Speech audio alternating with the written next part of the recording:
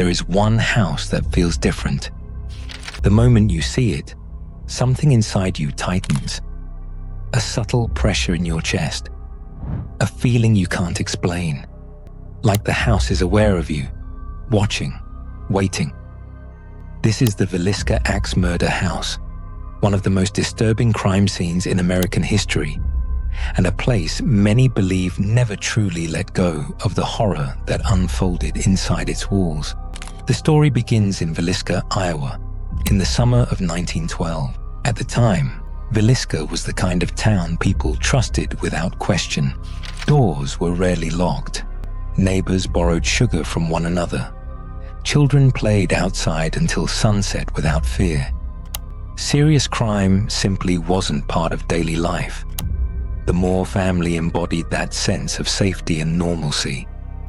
Josiah Moore was a successful and well-liked businessman who worked for a farm equipment company. He was respected in the community. His wife Sarah was deeply religious and devoted to her family. Together, they had 4 children: Herman, Mary Catherine, Boyd, and Paul. They were a happy family, a familiar family, the kind of people everyone recognized and waved to on the street. On the evening of June 9th, the Moores attended a children's church program at the local Presbyterian church. It was a warm summer night. Laughter filled the church. Parents watched proudly as their children participated in performances and recitations. After the event ended, 2 girls, Lena and Ina Stillinger, asked if they could spend the night at the Moore house. The girls were friends with the Moore children, and sleepovers were common in Villisca. Sarah agreed without hesitation. No one could have known that decision would seal their fate. That night, the Moore household settled into sleep. Lamps were turned off. The house grew quiet. Outside, Villisca rested peacefully, unaware that something unspeakable was about to happen. Sometime after midnight, someone entered the house. There were no signs of forced entry, no broken locks, no shattered windows.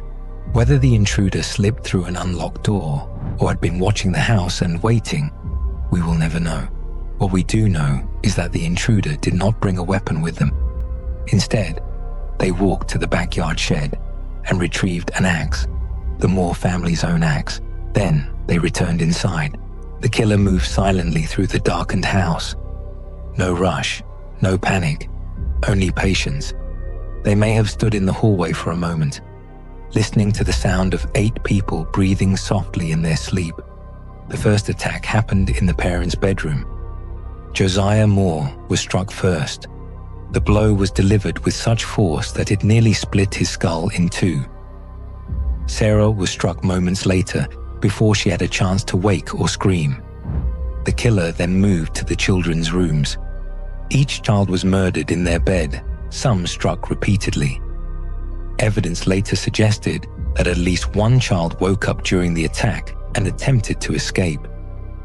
Blood was found smeared on walls and furniture, a silent testament to the terror inside those rooms. The axe was sometimes used blade first, sometimes turned around and used with the blunt end, a detail that disturbed investigators deeply. It suggested rage or control, or something even darker.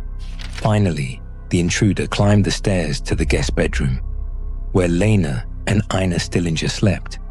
They never had a chance. By the time the killer was finished, 8 innocent people lay dead.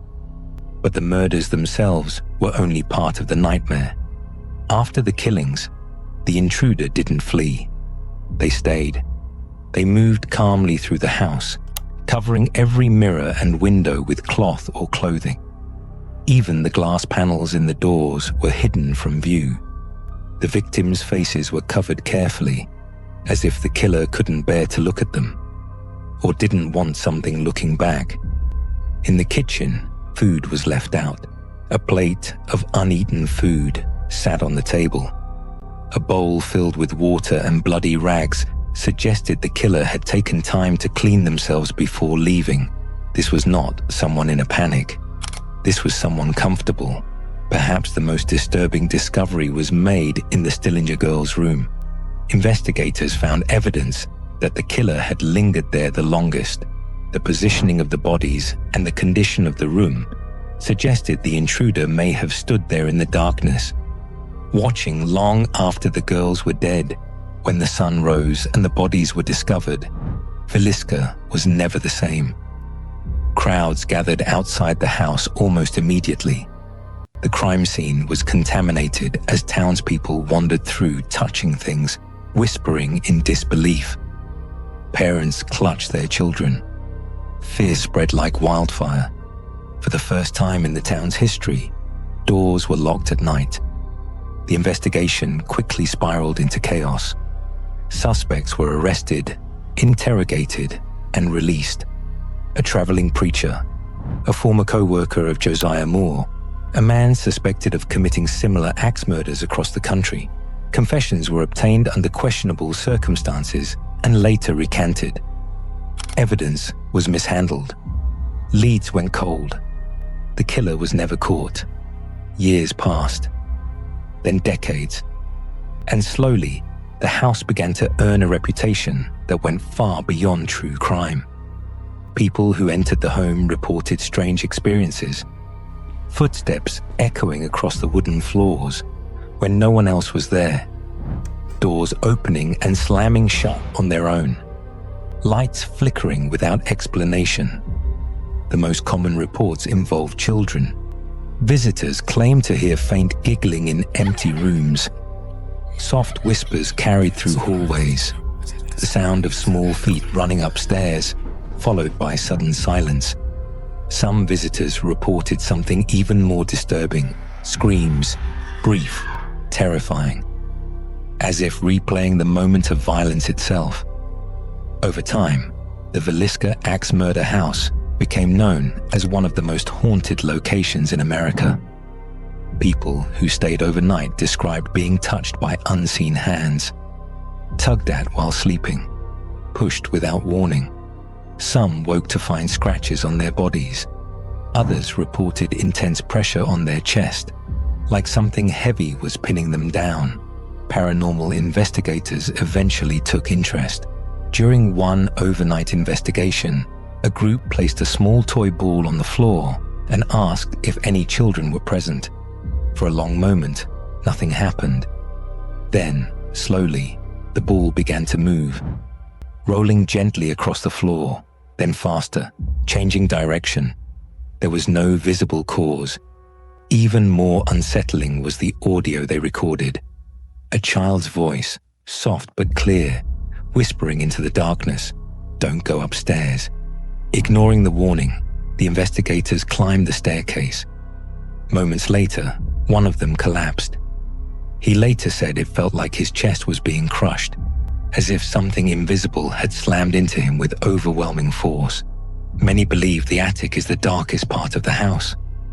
It's widely believed the killer hid there on the night of the murders, waiting in total silence as the Moore family returned home from church, waiting as they laughed, as they prepared for bed, as the house slowly fell asleep. People who enter the attic often describe an immediate sense of dread. The air feels thick. Breathing becomes difficult. The silence feels oppressive, like something is holding its breath. Many report the overwhelming feeling of being watched, not by the children, but by something far more malevolent. Even skeptics leave unsettled. They may not believe in ghosts, but they feel the weight of what happened. The silence feels unnatural. The house feels aware. Some psychics claim the spirits inside are trapped, confused, endlessly reliving the final moments of their lives. Others believe the violence left an imprint so strong that the house itself replays the horror over and over again. Today, the Villisca Axe Murder House is open to the public. Tours are offered. Overnight stays are allowed. But many who enter confidently leave shaken. Some don't last the night. They leave before sunrise, unable to endure the footsteps, the whispers, the sudden cold drafts, or the feeling of unseen eyes watching them from the darkness. Others wake from nightmares so vivid they feel real. Visions of shadowy figures standing at the foot of their bed, axe raised, waiting. And perhaps the most chilling thought of all is this: the killer was never caught. No one knows who stood in that house that night. No one knows how long they waited. No one knows if they ever returned. So when you walk those narrow hallways, when you hear a floorboard creak behind you, when the air grows heavy and cold, you can't help but wonder, did the killer ever truly leave? Or are they still there, unseen, waiting, reliving the night they turned a peaceful home into a house of eternal nightmares? If you ever find yourself in Villisca and you see that modest white house at the end of the street, remember the family who never woke up. And if you dare to step inside, don't be surprised if the house decides it doesn't want you to leave. If stories like this unsettle you, it's because they aren't just about the past. They remind us how fragile safety really is, and how thin the line can be between an ordinary night and something that changes everything forever. The Villisca Axe Murder House isn't remembered because of ghosts or rumors. It's remembered because 8 people went to sleep believing they were safe and never woke up. And more than a century later, no one can say with certainty who walked those halls, why they did it, or whether the truth will ever come to light. If you believe some places hold on to what happened inside them, then Villisca may never truly be quiet again. If you want more true stories like this, cases rooted in real events, unanswered questions, and the unsettling spaces where history and fear overlap, consider subscribing. New stories are on the way. And as always, thanks for watching.